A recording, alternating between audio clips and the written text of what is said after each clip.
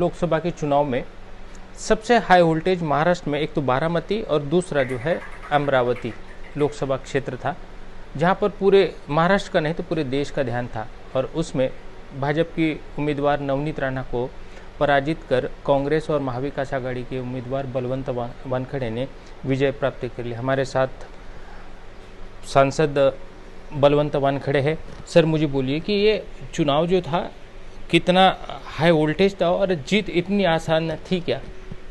जीत तो मैं पहले से बोलते आया कि जीत तो बहुत आसान थी, क्योंकि जो गए सांसद का काम रहा उस पर लोग बहुत नाराज़ थे। और ये जो मेरी उम्मीदवारी थी, ये उम्मीदवारी लोगों ने बहुत पसंद की और लोगों ने ये उम्मीदवारी उठा के ली और लोग ही खुद होके चुनाव लड़े। तो इसलिए ये जो मेरी जीत थी ये बहुत आसान थी। देखिए, एक तरफ नवनीत राणा और उनके पास जो है काफ़ी बड़े बड़े लीडरान, यानी मोदी जी ने भी तलेगांव में उनके लिए सभा आयोजित की गई थी और बड़े बड़े नेता भी आए थे, आपके भी लिए राहुल गांधी जी आए थे। बावजूद जो है वो एक बीजेपी का एक फॉर्म था कि हम जीत कर आएंगे, एक उनका जो विश्वास था वो काफ़ी विश्वास उनका था, लेकिन वो विश्वास ही शायद उनको घात कर गया। लेकिन आपको क्या लगता है कि उस विश्वास से, उनके विश्वास से आपके मनोबल में कुछ फ़र्क पड़ा? नहीं, उनका विश्वास, उनका मनोबल क्या था ये मुझे मालूम नहीं, पर मेरा विश्वास और मेरा मनोबल जो है वो जनता के आशीर्वाद पर उनके भरोसे पर बहुत यानी ये था, अहम था। तो जो मेरी जीत होने वाली थी, उनके जो हकदार थे वो मेरे पास सही में थे, इसलिए मेरा विश्वास बढ़ते रहा लोगों के इस पर। लोगों ने काम किया, महाविकास आघाड़ी के जो लोग हैं, नेतागण हैं, कार्यकर्ता है, सब जो लोग हैं, सामान्य कार्यकर्ता है, वो एकजुट रहे।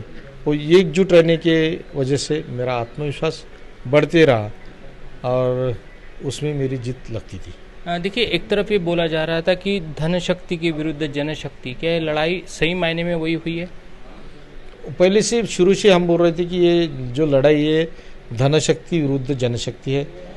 धनशक्ति का तुमको अभी जो वापर हुआ यहाँ पर, जो उन्होंने इस्तेमाल किया उसका, तो सब मतदार संघ को मालूम है। जो मेरा वोटों में जो फर्क गिर गया है, जो मेरा लीड कम हो गया है, वो कई कारण उसका भी है। तो लोगों ने भी ये तय किया था कि धनशक्ति कितनी भी रहे तो जनशक्ति इनके साथ रहो, तो जनशक्ति मेरे साथ में रही, इसलिए मैं चुनाव जीता।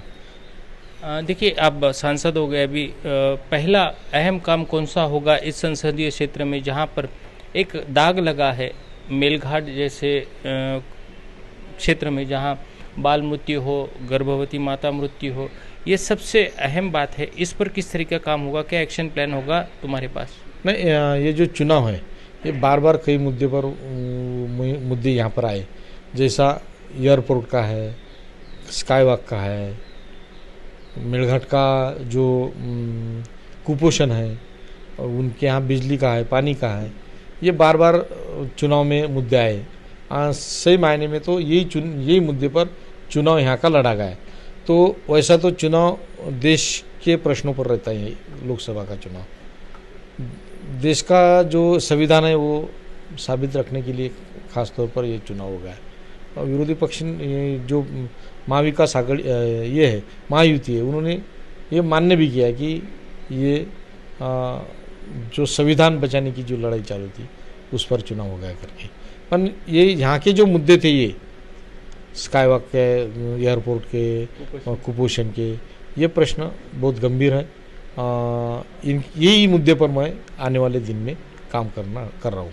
देखिए, आज विधायक रवि राणा ने एक प्रेस कॉन्फ्रेंस ली और उन्होंने जो हार हुई है उनकी, उस पर मंथन भी करना चाहिए, और उन्होंने ये भी कर लिया कि अब हार स्वीकार कर लिए, इस पर हम मंथन करेंगे।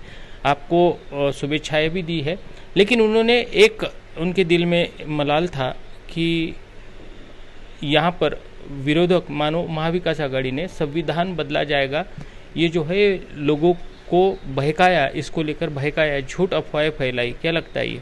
नहीं नहीं, बहकाए कि नहीं, ये संविधान बदलेगा ये बहकाने की बात ही नहीं।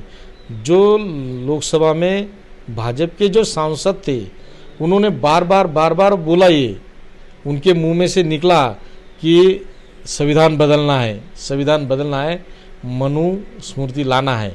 ये उनके सांसदों ने बार संसद में बोला है और इसलिए वो चाहते थे कि 400 पार, इसलिए आंकड़ा उनको चाहिए था।